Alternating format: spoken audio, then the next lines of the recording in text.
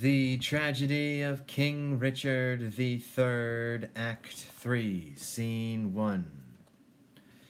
The trumpets sound. Enter young Prince Edward, the Dukes of Gloucester and Buckingham, Lord Cardinal Bouchier, Catesby, with others. Buckingham. Welcome, sweet prince, to London, to your chamber. Welcome, dear cousin, my thoughts sovereign. The weary way hath made you melancholy. No, uncle, but our crosses on the way have made it tedious, wearisome, and heavy.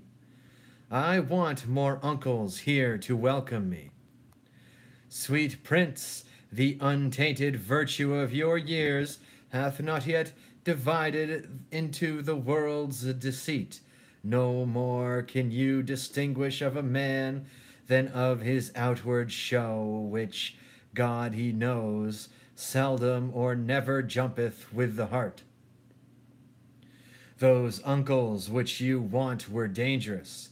Your grace attended to their sejur'd words, but looked not on the poison of their hearts. God keep you from them, and from such false friends. God keep me from false friends, but they were none. My lord, the Mayor of London comes to greet you. God bless your grace with health and happy days. I thank you, good my lord, and thank you all. I thought my mother and my brother York would long ere this have met us on the way. Fie, what a slug is Hastings, that he comes not to tell us whether they will come or no. And in good time, here comes the sweating lord. Welcome, my lord. What will our mother come? On what occasion, God he knows, not I. The queen, your mother, and your brother York have taken sanctuary. The tender prince would fain have come with me to meet your grace, but by his mother was perforce withheld. Fie, what an indirect and peevish course is this of hers! Lord Cardinal, will your grace persuade the queen to send the Duke of York unto his princely brother presently? If she deny Lord Hastings, go with him, and from her jealous arms pluck him perforce. My Lord of Buckingham, if my weak oratory can from his mother win the Duke of York, anon expect him here. But if she be obdurate to mild entreaties, God in heaven forbid we should infringe the holy privilege of blessed sanctuary. Not for all this land would I be guilty of so deep a sin. You are too senseless, obstinate, my lord, too ceremonious and traditional. Weigh it but with the grossness of this age. You break not the sanctuary in seizing him. The benefit thereof is always granted to those whose dealings have deserved the place, and those who have the wit to claim the place. This prince hath neither claimed it nor deserved it, and therefore, in mine opinion, cannot have it. Then taking him from thence that is not there, you break no privilege nor charter there. Oft have I heard of sanctuary men, but sanctuary children never till now.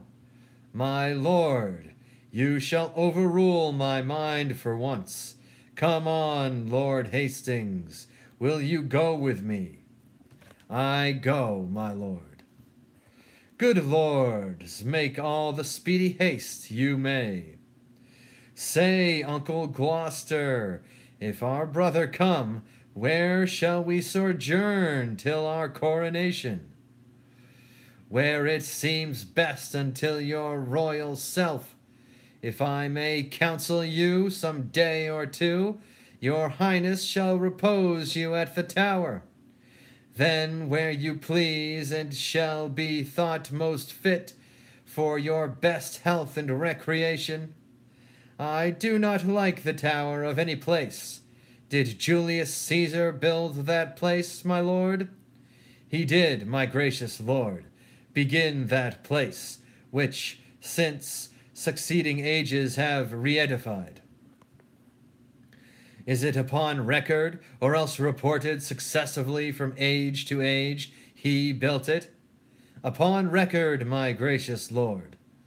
But say, my lord, it were not registered, methinks the truth should live from age to age, as 'twere retailed to all posterity, even to the general all-ending day.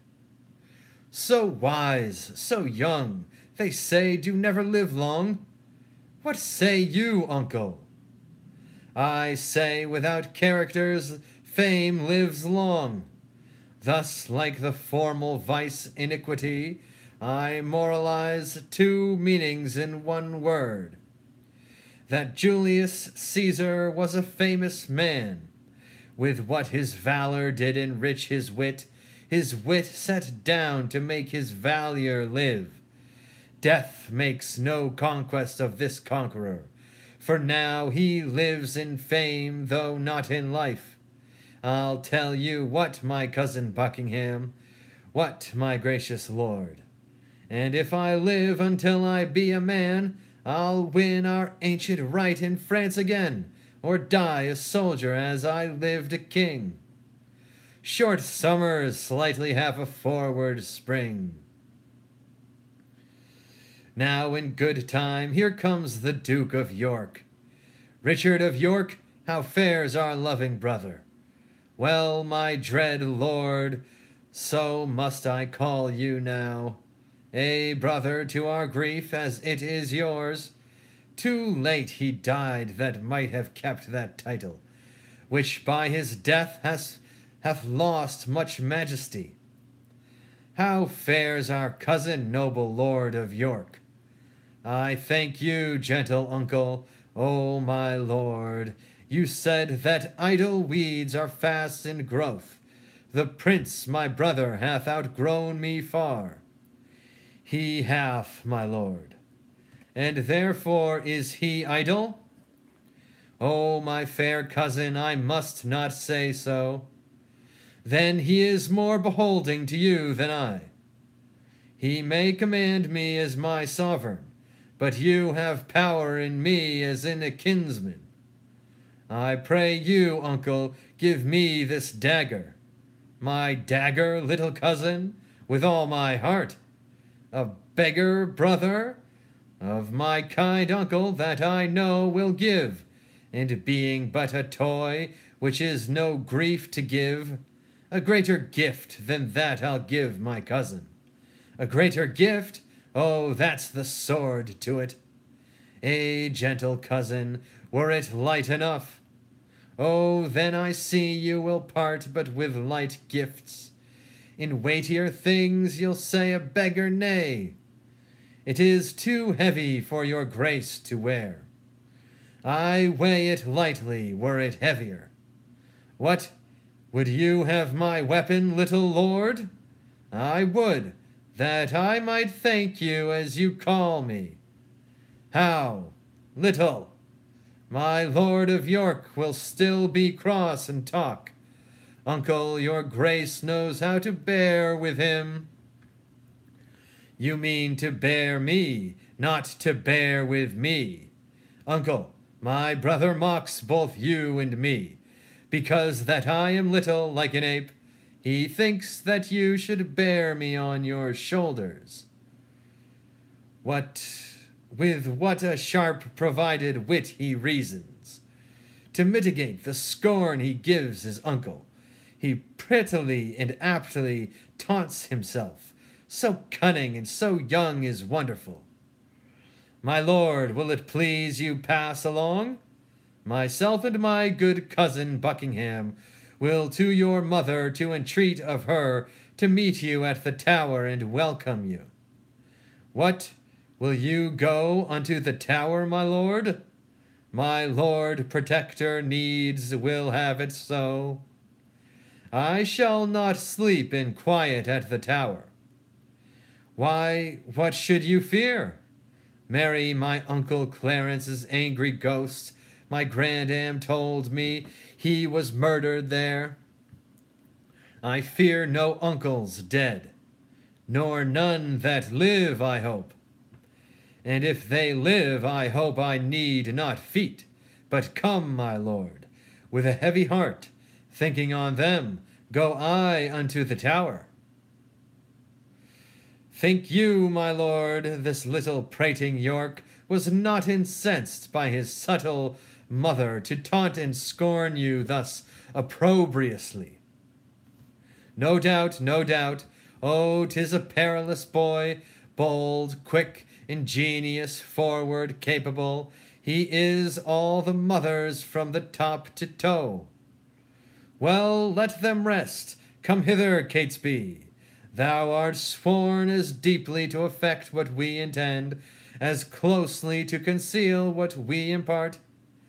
Thou knowest our reasons urged upon the way. What thinkest thou? Is it not an easy matter to make William Lord Hastings of our mind for the installment of this noble duke in the seat royal of this famous isle? He for his father's sake so loves the prince that he will not be won to aught against him.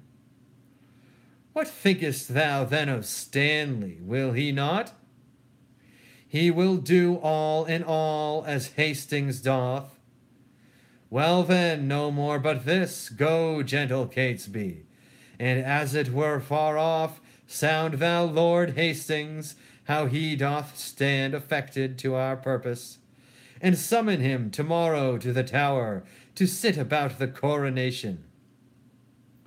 If thou dost find him tractable to us, encourage him, and tell him all our reasons. If he be leaden, icy, cold, unwilling, be thou so too, and so break off the talk, and give us notice of his inclination. For we tomorrow hold divided councils, wherein thyself shalt highly be employed. Commend me to Lord William, tell him, Catesby, his ancient knot of dangerous adversaries, tomorrow are let blood at Pomfret Castle, and bid my lord, for joy of this good news, give Mistress Shore one gentle kiss the more. Good Catesby, go effect this business soundly. My good lords both will all the heed I can. Shall we hear from you, Catesby, ere we sleep? You shall, my lord. At Crosby House, there shall you find us both. Now, my lord, what shall we do if we perceive Lord Hastings will not yield our complots? Chop off his head. Something we will determine. And look, when I am king, claim thou of me the earldom of Hereford, and all the movables whereof the king my brother was possessed. I'll claim that promise at your grace's hand, and look to have it yielded with all kindness. Come, let us sup betimes, that afterwards we may digest our complots in some form.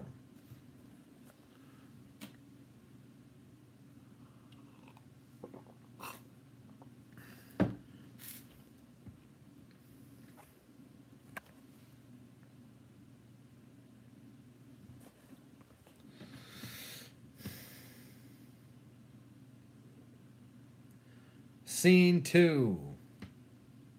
Enter a messenger to the door of Hastings. Messenger. My lord, who knocks? One from the Lord Stanley. What is it, o'clock? Upon the stroke of 4. Cannot my Lord Stanley sleep these tedious nights? So it appears by that I have to say. First, he commends him to your noble self. What then? Then he certifies your lordship that this night he dreamt the boar had raised off his helm. Besides, he says there are 2 councils left kept, and that may be determined at the one, which may make you and him to rue at the other. Therefore he sends to know your lordship's pleasure, if you will presently take horse with him, and with all speed post with him toward the north, to shun the danger that his soul divines. Go, fellow, go, return unto thy lord. Bid him not fear the separated council. His honor and myself are at the one, and at the other is my good friend Catesby, where nothing can proceed that toucheth us, whereof I shall not have intelligence. Tell him his fears are shallow without instance, and for his dreams I wonder he's so simple to trust the mockery of unquiet slumbers. To fly the boar before the boar pursues, were to incense the boar to follow us, and make pursuit where he did mean no chase. Go, bid thy master rise and come to me, and we will both together to the tower, where he shall see the boar will use us kindly. I'll go, my lord, and tell him what you say. Many good morrows to my noble lord. Good morrow, Catesby, you are early stirring. What news in this our tottering state? It is a reeling world indeed, my lord, and I believe we'll never stand upright till Richard wear the garland of the realm. How, wear the garland? Dost thou mean the crown?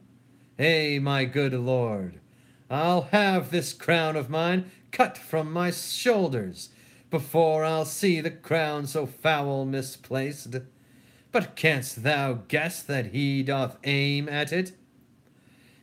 On my life, and hopes to find you forward upon his party for the gain thereof.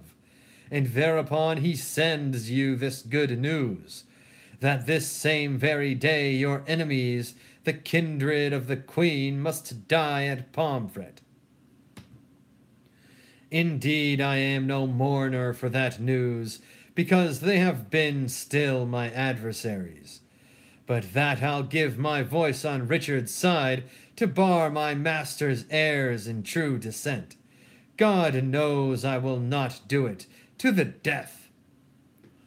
God keep your lordship in that gracious mind.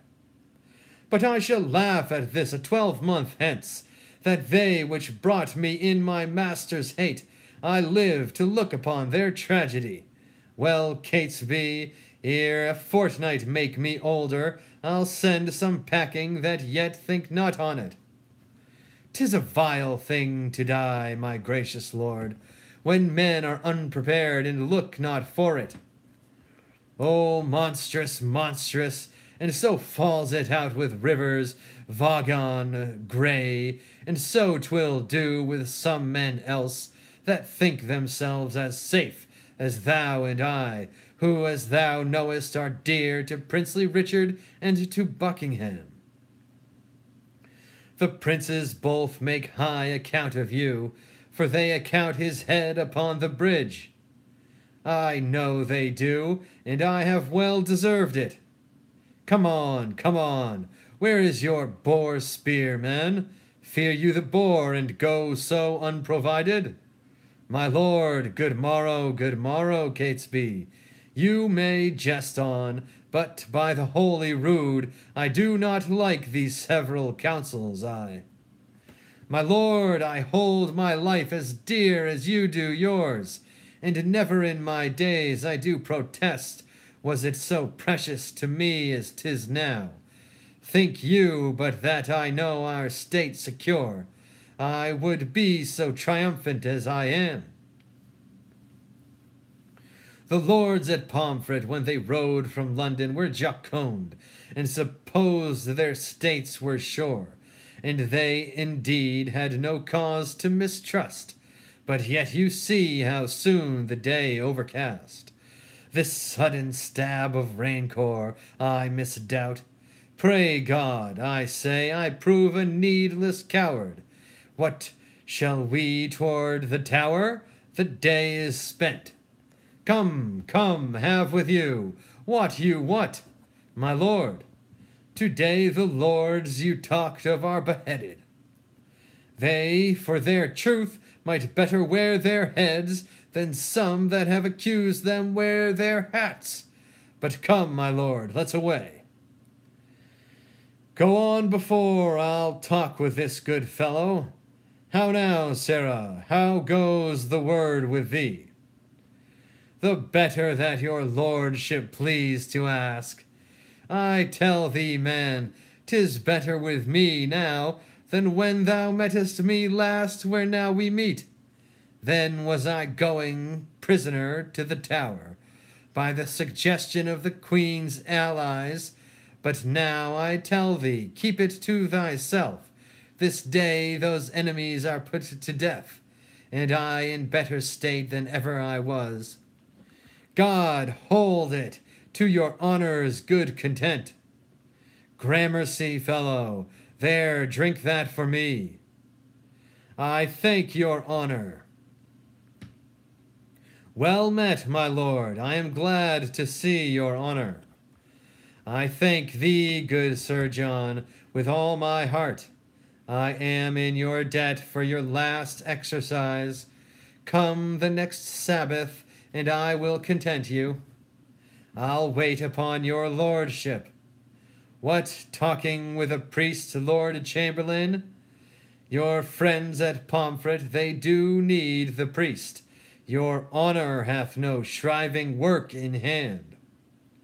Good faith, and when I met this holy man, the men you talk of came into my mind. What, go you toward the Tower? I do, my lord, but long I cannot stay there. I shall return before your lordship thence. Nay, like enough, for I stay dinner there. And supper too, although thou knowest it not. Come, will you go? I'll wait upon your lordship.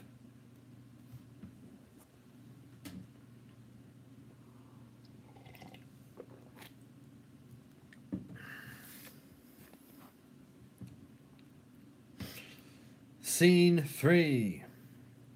Enter Sir Richard Ratcliffe with halberds, carrying the nobles Rivers Grey and Vagon to death at Pomfret. Ratcliffe. Come, bring forth the prisoners. Sir Richard Ratcliffe, let me tell thee this. Today shalt thou behold a subject die for truth, for duty, and for loyalty. God bless the prince from all the pack of you. A knot you are of damned bloodsuckers.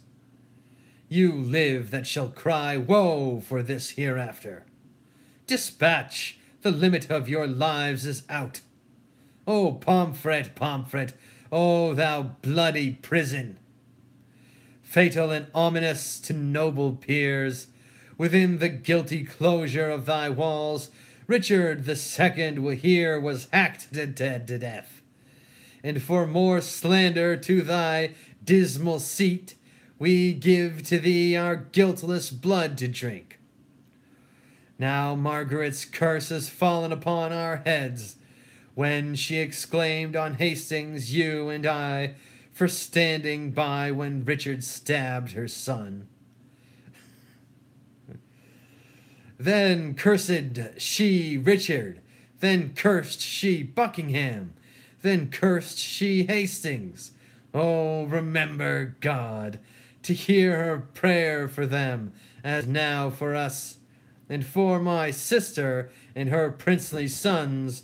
Be satisfied, dear God, with our true blood, which, as thou knowest, unjustly must be spilt. Make haste, the hour of death is expiate. Come, Grey, come, Vagon, let us here embrace. Farewell until we meet again in heaven.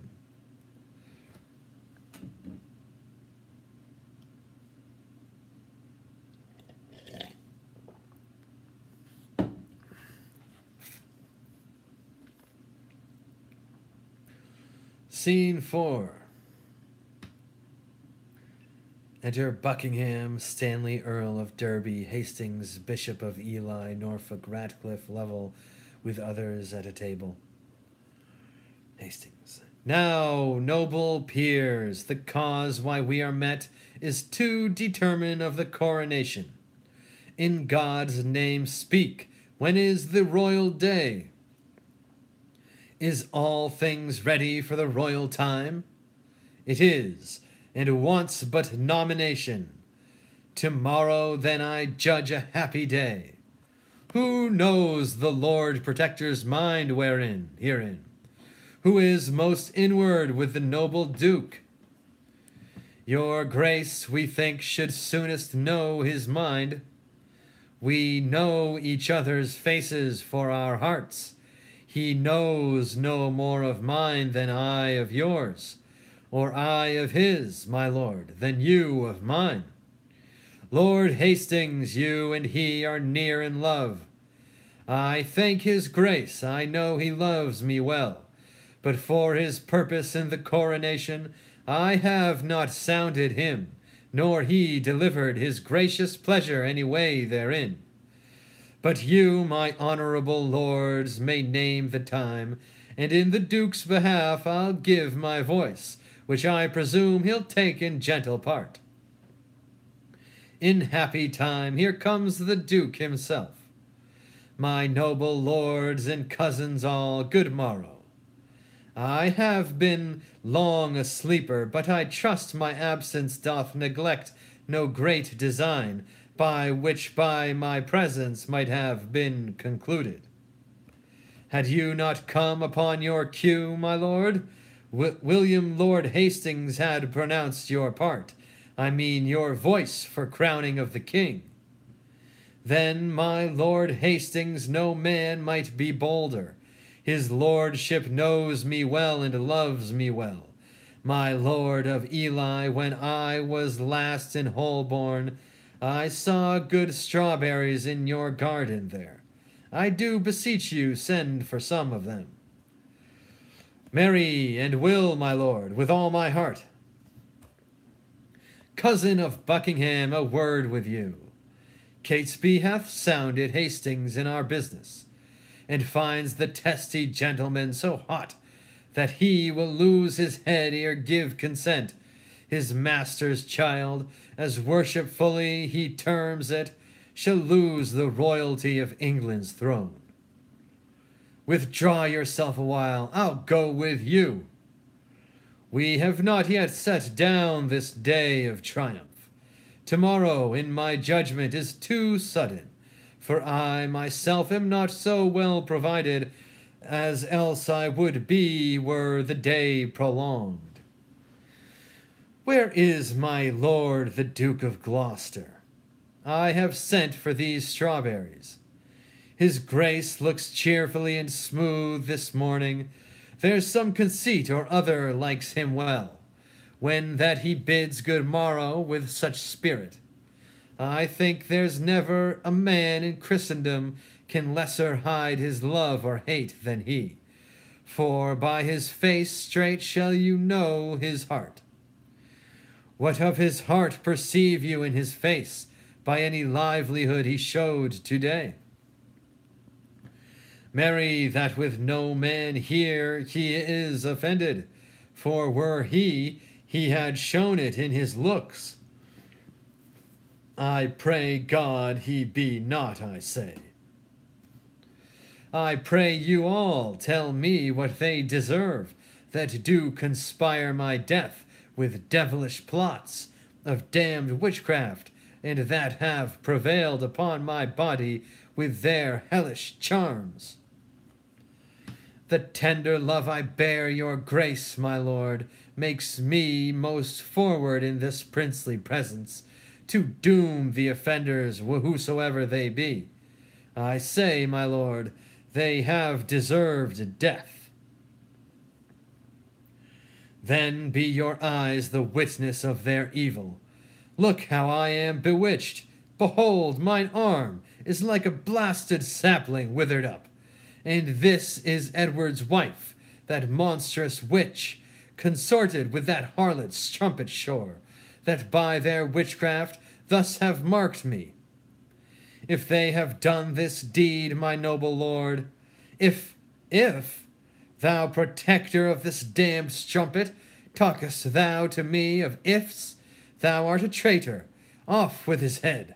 Now by St. Paul I swear, I will not dine until I see the same. Lovell and Ratcliffe, look that it be done. The rest that love me, rise and follow me. Woe, woe for England, not a whit for me, for I too fond might have prevented this. Stanley did dream the boar did raise our helms, and I did scorn it and disdain to fly. 3 times today my footcloth horse did scumble, and start when he looked upon the tower, as loath to bear me to the slaughterhouse. Oh, now I need the priest that spake to me. I now repent I told the pursuivant, as too triumphing, how mine enemies today at Pomfret bloodily were butchered, and I myself secure in grace and favour. O Margaret, Margaret, now thy heavy curse is lighted on poor Hastings's wretched head. Come, come, dispatch, the Duke would be at dinner. Make a short shrift, he longs to see your head. O momentary grace of mortal men, which we more hunt for than the grace of God, who builds his hope in air of your good looks, lives like a drunken sailor on a mast, ready with every nod to tumble down into the fatal bowels of the deep. Come, come, dispatched his bootless to exclaim, O bloody Richard, miserable England, I prophesy the fearfullest time to thee that ever wretched age hath looked upon. Come, lead me to the block, bear him my head. They smile at me who shortly shall be dead.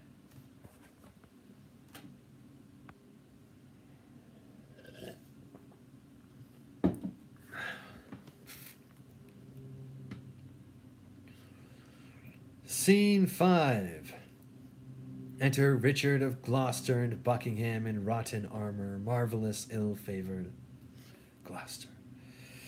Come, cousin, canst thou quake and change thy colour? Murther thy breath in middle of a word, and then again begin and stop again, as if thou were distraught and mad with terror. Tut! I can counterfeit the deep tragedian. Speak and look back and pry on every side, tremble and start at wagging of a straw. Intending deep suspicion, ghastly looks are at my service like enforced smiles, and both are ready in their offices at any time to grace my stratagems. But what, is Catesby gone? He is, and see, he brings the mayor along. Lord Mayor, look to the drawbridge there. Hark, a drum! Catesby, overlook the walls. Lord Mayor, the reason we have sent, look back, defend thee. Here are enemies. God and our innocents defend and guard us.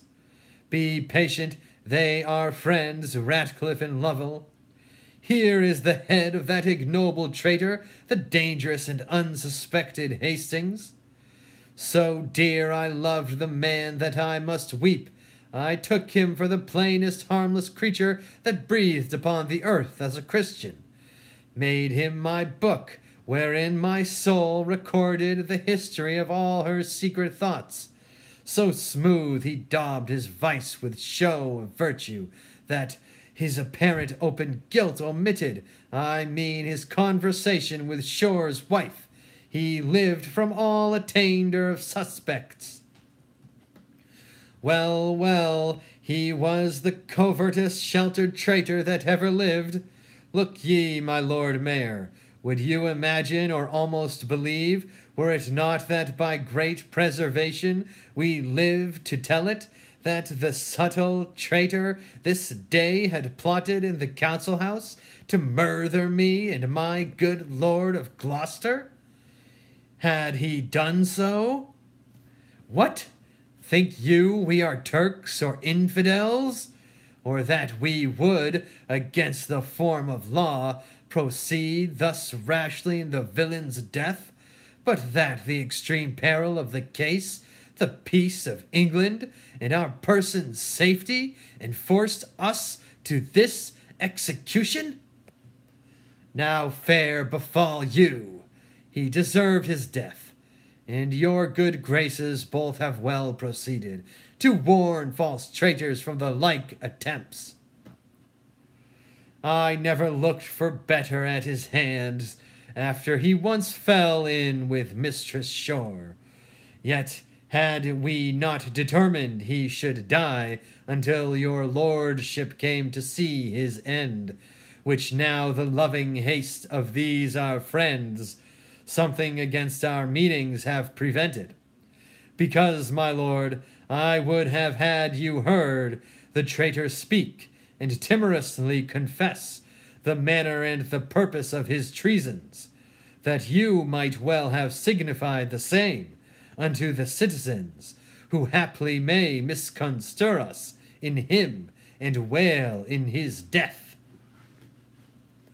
But, my good lord, your grace's words shall serve, as well as I had seen and heard him speak, and no doubt right noble princes both, that I'll acquaint our duteous citizens with all your just proceedings in this.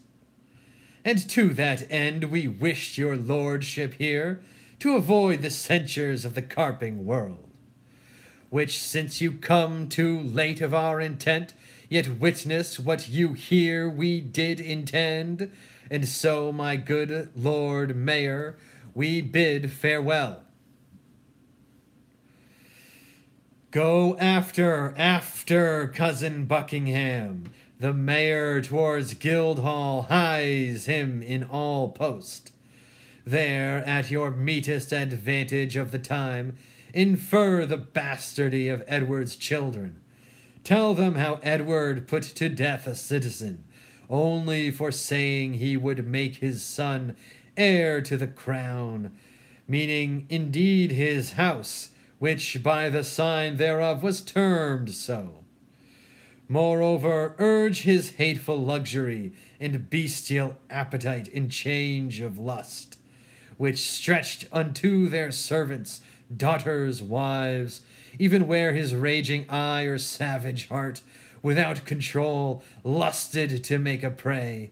Nay, for a need, thus far come near my person. Tell them, when that my mother went with child, of that insatiate Edward noble York, my princely father then had wars in France, and by true computation of the time, found that the issue was not his begot, which well appeared in his lineaments, being nothing like the noble Duke my father, yet touch this sparingly as 'twere far off, because, my lord, you know my mother lives. Doubt not, my lord, I'll play the orator, as if the golden fee for which I plead were for myself, and so, my lord, adieu. If you thrive well, bring them to Baynard's castle, where you shall find me well accompanied with reverend fathers and well-learned bishops. I go, and towards 3 or 4 o'clock look for the news that Guildhall affords. Go, Lovell, with all speed to Dr. Shaw. Go thou to Friar Penker, bid them both meet me within this hour at Baynard's castle. Now will I go to take some privy order to draw the brats of Clarence out of sight, and to give order that no manner person have any time recourse unto the princes.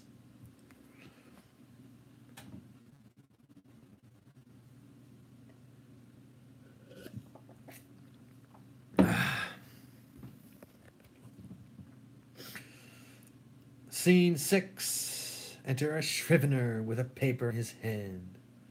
Scrivener. Here is the indictment of the good Lord Hastings, which in a set hand fairly is engrossed, that it may be today read over in Paul's. And mark how well the sequel hangs together.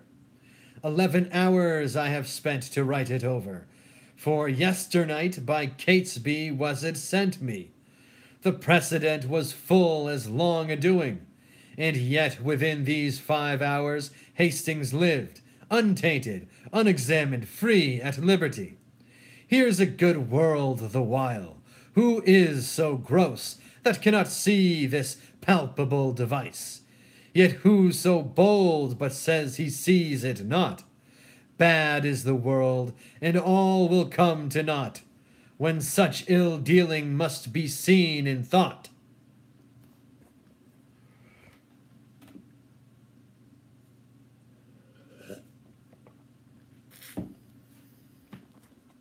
Scene 7. Enter Richard of Gloucester and Buckingham at several doors. How now, what say the citizens? Now, by the Holy Mother of our Lord, the citizens are mum, say not a word, touched by the bastardy of Edward's children. I did, with his contract with Lady Lucy, and his contract by Deputy France, the unsatiate greediness of his desire, and his enforcement of the city wives, his tyranny for trifles, his own bastardy, as being got your father then in France, and his resemblance being not like the Duke, withal I did infer your lineaments, being the right idea of your father, both in your form and nobleness of mind, laid open all your victories in Scotland, your discipline in war, wisdom in peace, your bounty, virtue, fair humility. Indeed, left nothing fitting for your purpose, untouched or slightly handled in discourse.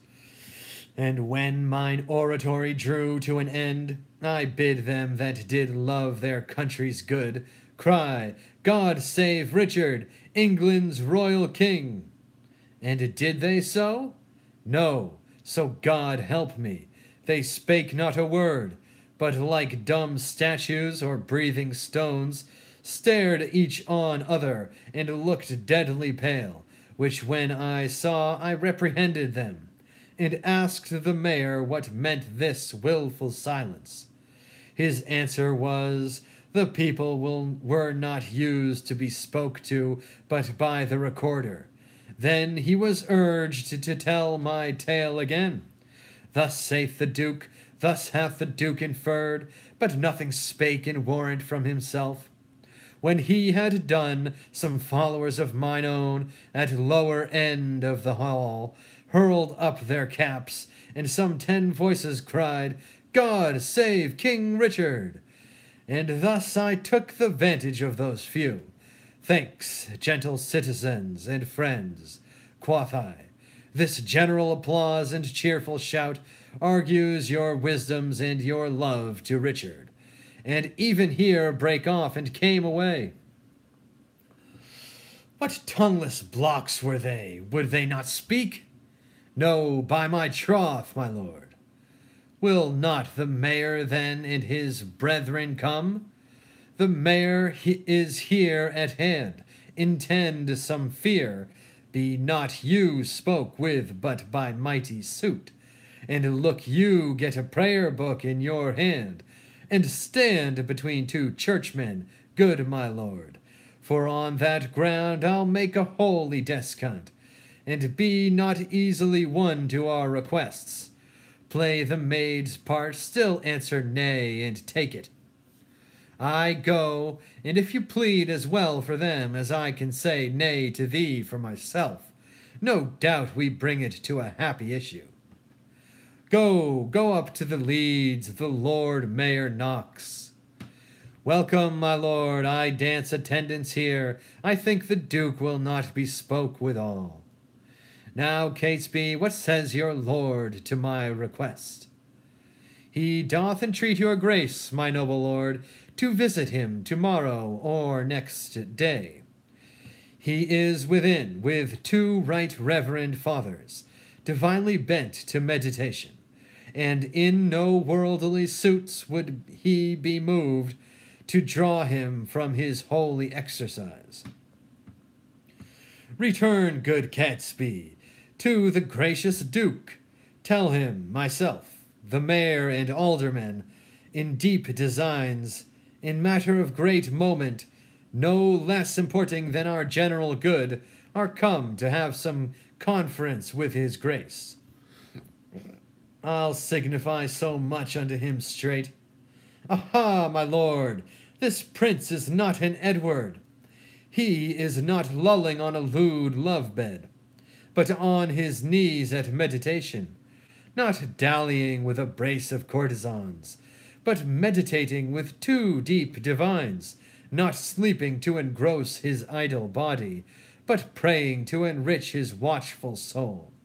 Happy were England, would this virtuous prince take on his grace the sovereignty thereof, but sure I fear we shall not win him to it. Marry, God defend his grace should say us nay.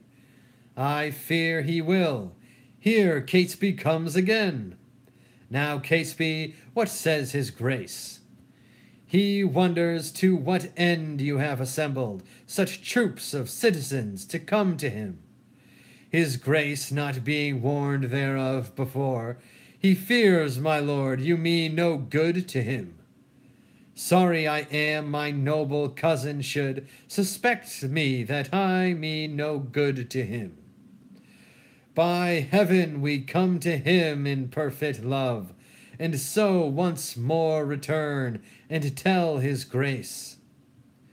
When holy and devout religious men are at their beads, 'tis much to draw them thence, so sweet is zealous contemplation.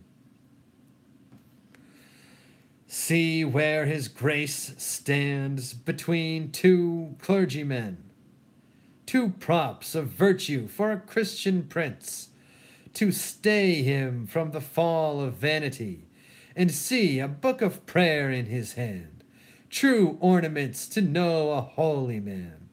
Famous Plantagenet, most gracious prince, lend favorable ear to our requests, and pardon us the interruption of thy devotion and right Christian zeal. My lord, there needs no such apology. I do beseech your grace to pardon me, who, earnest in the service of my God, deferred the visitation of my friends. But leaving this, what is your grace's pleasure? Even that I hope which pleaseth God above and all good men of this ungoverned isle. I do suspect I have done some offence that seems disgracious in the city's eye, and that you come to reprehend my ignorance. You have, my lord, would it might please your grace, on our entreaties to amend your fault. Else, wherefore breathe I in a Christian land? Know then it is your fault that you resign the supreme seat, the throne majestical, the sceptred office of your ancestors, your state of fortune and your due of birth, the lineal glory of your royal house, to the corruption of a blemished stock, whiles in the mildness of your sleepy thoughts, which here we waken to our country's good, The noble isle doth want her proper limbs, her face defaced with scars of infamy, her royal stock graft with ignoble plants, and almost shouldered in the swallowing gulf of dark forgetfulness and deep oblivion, which to recure we heartily solicit your gracious self to take on you the charge and kingly government of this your land, not as protector, steward, substitute, or lowly factor for another's gain, but as successively from blood to blood, your right of birth, your empery, your own, for this consorted with the citizens, your very worshipful and loving friends, and by their vehement instigation in this just cause come I to move your grace. I cannot tell if to depart in silence, or bitterly to speak in your reproof, best fitteth my degree of your condition. If not to answer, you might haply think tongue-tied ambition not replying yielded. To bear the golden yoke of sovereignty, which fondly you would here impose on me, if to reprove you for this suit of yours, so seasoned with your faithful love to me, then on the other side I checked my friends. Therefore to speak, and to avoid the first, and then in speaking not to incur the last, definitively thus I answer you. Your love deserves my thanks, but my desert, unmeritable, shuns your high request. First, if all obstacles were cut away, and that my path were even to the crown, as the ripe revenue and dew of birth, yet so much is my poverty of spirit, so mighty and so many my defects, that I would rather hide me from my greatness, being a bark to brook no mighty sea, than in my greatness covet to be hid, and in the vapor of my glory smothered. But God be thanked, there is no need of me, and much I need to help you, were there need. The royal tree hath left us royal fruit, which, mellowed by the stealing hours of time, will well become the seat of majesty, and make no doubt us happy by his reign. On him I lay that you would lay on me the right and fortune of his happy stars, which God defend that I should wring from him. My lord, this argues conscience in your grace, but the respects thereof are nice and trivial. All my circumstances are well considered. You say that Edward is your brother's son. So say we too, but not by Edward's wife. For first he contract to Lady Lucy. Your mother lives a witness to his vow, and afterward by substitute betrothed to Bona, sister to the King of France. These both put off, a poor petitioner, a care-crazed mother to a many sons, a beauty-waning and distressed widow, even in the afternoon of her best days, made prize and purchase of his wanton eye, seduced the pitch and height of his degree to the base declension and loathed bigamy. By her, in his unlawful bed, he got this Edward, whom our manners call the prince. More bitterly could I expostulate, save that for reverence to some alive, I give a sparing limit to my tongue. Then, good my lord, take to your royal self this preferred benefit of dignity, if not to bless us and the land withal, yet to draw forth your noble ancestry from the corruption of abusing times unto a lineal true derived course. Do, good my lord, your citizens entreat you. Refuse not, mighty lord, this preferred love. Oh, make them joyful, grant their lawful suit. Alas, why would you heap this care on me? I am unfit for state and majesty. I do beseech you take it not amiss. I cannot, nor I will not yield to you. If you refuse it, as in love and zeal, loath to depose the child, your brother's son, as well as we know your tenderness of heart and a gentle, kind, effeminate remorse, which we have noted in you to your kindred, and eagerly indeed to all estates, yet know, wherever you accept our suit or no, your brother's son shall never reign our king, but we will plant some other in the throne, to the disgrace and downfall of your house. And in this resolution here we leave you. Come, citizens, zounds, I'll entreat you no more. Oh, do not swear, my lord of Buckingham. Call him again, sweet prince, accept their suit. If you deny them, all the land will rue it. Will you enforce me to a world of cares? Call them again, I am not made of stones, but penetrable to your kind entreaties, albeit against my conscience and my soul. Cousin of Buckingham and sage grave men, since you will buckle fortune on my back, to bear her burthen wherever I will or no, I must have patience to endure the load. But if a black sandal or foul-faced reproach attend the sequel of your imposition, your mere enforcement shall acquittance me from all the impure blots and stains thereof. For God doth know, and you may partly see, how far I am from the desire of this. God bless your grace, we see it and will say it. In saying so, you shall but say the truth. Then I salute you with this royal title. Long live Richard, England's worthy king. Amen. Tomorrow may it please you to be crowned, even when you please, for you will have it so. Tomorrow, then, we will attend your grace, and so most joyfully we take our leave. Come, let us to our holy work again. Farewell, my cousin. Farewell, gentle friends. End of Act 3. Praise be to God. Jesus Christ, Jah Rastafari, the Most High. Bless William Shakespeare.